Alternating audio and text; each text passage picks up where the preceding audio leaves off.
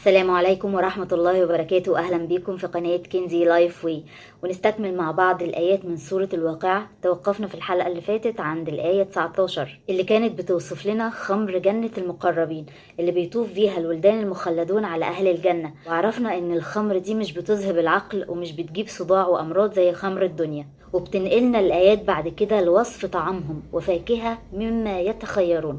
الولدان المخلدون دول بيطوفوا كمان على أهل الجنة بفاكهة مما يتخيرون، يعني أنواع فاكهة كتير بيختاروا منها اللي هم عايزينه. في الأحاديث الصحيحة في وصف فاكهة أهل الجنة بيقولك إن عنقود العنب اللي في الجنة لو نزل لأهل الأرض لأكلوا منه جميعا ليوم الدين من غير ما يخلص. وما تقوليش ازاي ومش معقول. تعالوا نفكر كده بالعقل اللي ربنا خلقه لنا، اللي خلق المياه على الأرض وجعلها لا تنقطع، وخلق الهواء اللي بنتنفسه من ساعة ما اتخلقنا وهنفضل نتنفس ليوم القيامة. مش هيقدر يخلق عنقود عنب ما بيخلصش؟ بلى قادر إنه على كل شيء قدير. الهواء والمية على الكوكب من ساعة ما اتخلقنا وهيفضلوا ليوم القيامة، وهم مخلوقات من مخلوقات الله. والعنب برضو مخلوق من مخلوقات ربنا، وربنا قادر انه يعطيله صفة الاستمرار والبقاء زي ما قدر يعطيها للمية والهواء. فتسمعي الآية أو الحديث الصحيح اللي بيوصف قدرة ربنا العظيمة، ما تستغربيش ولا تتعجبي ولا تنكري، لكن تقولي سبحان الله آمنت بالله. ولحم طير مما يشتهون. في الحديث الصحيح النبي صلى الله عليه وسلم وصف الطير اللي في الجنة اللي أهل الجنة هياكلوا منه إن رقبة الطير ده في حجم الجمل، رقبته بس اللي هي المسافة ما بين راسه وجسمه. الطير ده بيشرب من نهر الكوثر وبياكل من تحت عرش الرحمن. سيدنا عمر بن الخطاب رضي الله عنه لما سمع الوصف ده قال كلام معناه كده: يا بخت الطير المتنعم المبسوط ده.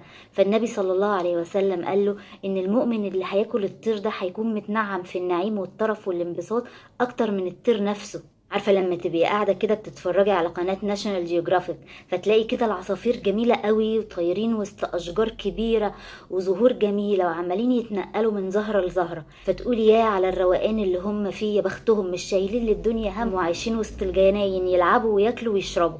في الجنة انت هتبقي أسعد من عصافير الجنة نفسهم.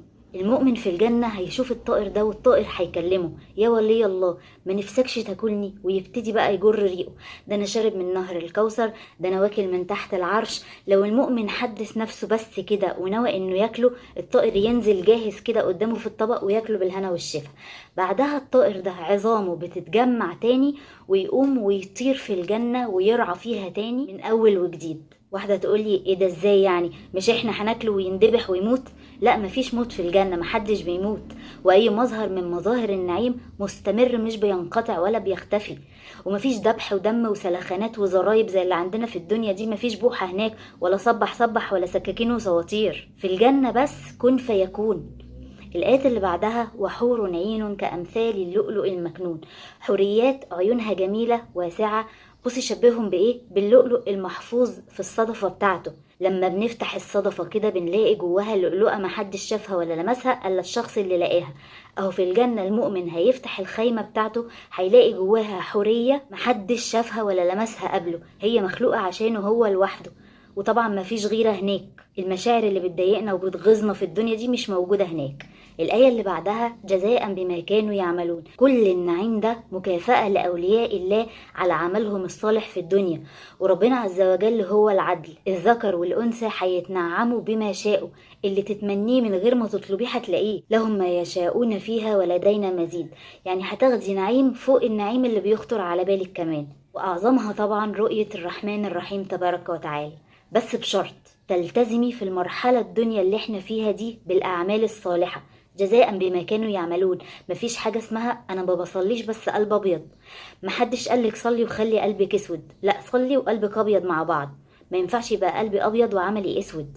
ترك الصلاة ده عمل أسود، كبيرة من الكبائر. وترك الأعمال الصالحة عموما، ما هو أعمالنا في الدنيا يا إما صالحة يا إما فاسدة. مفيش حاجة اسمها قلبي أبيض وأنا بخالف أوامر ربنا. يعني كده أنا عايشة بس علشان ألبي رغباتي ورغبات عيالي ورغبات زوجي أو خطيبي أو صحابي، واجي عند أمر ربنا وأقول لا مش هعمله، أنا قلب أبيض كفاية عليكم قوي كده. الآية بتقولك جزاء بما كانوا يعملون، مش جزاء بقلبهم الأبيض اللي زي اللبن. ايه تاني في الجنة؟ لا يسمعون فيها لغوا ولا تأثيما. إلا قيلا سلاما سلاما. يعني مش هيسمعوا في الجنة من بعض أي كلام باطل ولا أكاذيب ولا إشاعات ولا ظلم ولا بهتان ولا حماتي بتتكلم عليا ولا سلفتي قالت معرفش إيه ولا أخت زوجي وقعت بيني وبين معرفش مين. مفيش أي كلمة من الكلام اللي بيضايقك ده في الدنيا هتسمعيه في الجنة. محدش هينتقدك ويتلككلك على كلامك وأفعالك. محدش هيلومك أو يعاتبك أو يعيب على خلقتك أو طولك أو وزنك أو شعرك أو لبسك. أي كلام بيضايقك في الدنيا من أي حد مش هتسمعيه في الجنة. أمال هتسمعي إيه؟ سلاما سلاما. يعني مش هتسمعي إلا السلامات بين أهل الجنة وبعضهم، والكلام اللي كله محبة، الكلام الخالي من الاسم، الخالي من الكلام الفاضي اللي ملوش معنى أو ملوش لازمة. مش هتسمعي إلا الكلام الحلو المريح نفسيا، الكلام الجميل. جنة جميلة وناسها كلهم جمال، فمش هيتقال فيها إلا كل جميل. ما احناش محتاجين نهين بعض او نتكلم على بعض او نأذي بعض. كل واحد عايش في ملكه وشبعان وملكة في مملكتك. فخلاص خلصت المصالح من بعضها وانتهت صراعات الدنيا واتمسحت كل المشاعر المحزنة والمحبطة. اتلغت الكراهية واتلغى الحسد والأحقاد. مفيش حد محروم من أي حاجة. اللهم اكتبنا مع المقربين يا رب العالمين في أعلى عليين. هنتوقف لحد هنا، وإن شاء الله في الحلقة الجاية هننتقل مع بعض لوصف تاني لجنة تانية بتختلف عن جنة المقربين، وهي جنة أصحاب اليمين اللي بيدخلها عوام المؤمنين. شكلها إيه الجنة دي، وأكلهم شكله إيه، وناسهم شكلهم إيه؟ ده اللي هنعرفه إن شاء الله في الحلقة الجاية. هقرأ الآيات دلوقتي، واللي بيحفظوا معانا اكتبوا الحفظ في تعليق لو تقدروا، أو خلوا حد في البيت يسمع لكم، بس عرفوني إنكم حفظتوا.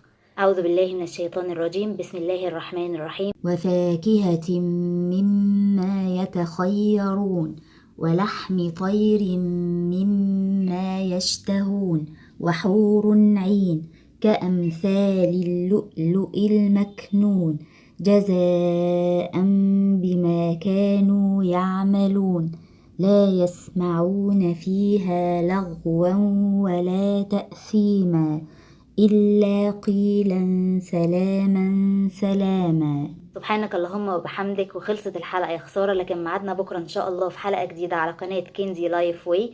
ما تنسوش لايك للفيديو لو استفدتم، وتبعتوه لكل حبايبكم عشان يبقى في ميزان حسناتي وحسناتكم. استودعكم الله، والسلام عليكم ورحمة الله وبركاته. هل أتى على الإنسان حين من الدهر لم يكن شيئا مذكورا إنا خلقنا الإنسان من نطفة أمشاج نبتليه فجعلناه سميعا بصيرا إنا هديناه السبيل إما شاكرا وإما كفورا إنا أعتدنا للكافرين سلاسل وأغلالا وسعيرا إن الأبرار يشربون من كأس كان مزاجها كافورا عينا يشرب بها عباد الله عينا يشرب بها عباد الله يفجرونها تفجيرا يوفون بالنذر ويخافون يوما كان شره مستطيرا ويطعمون الطعام على حبه مسكينا ويتيما وأسيرا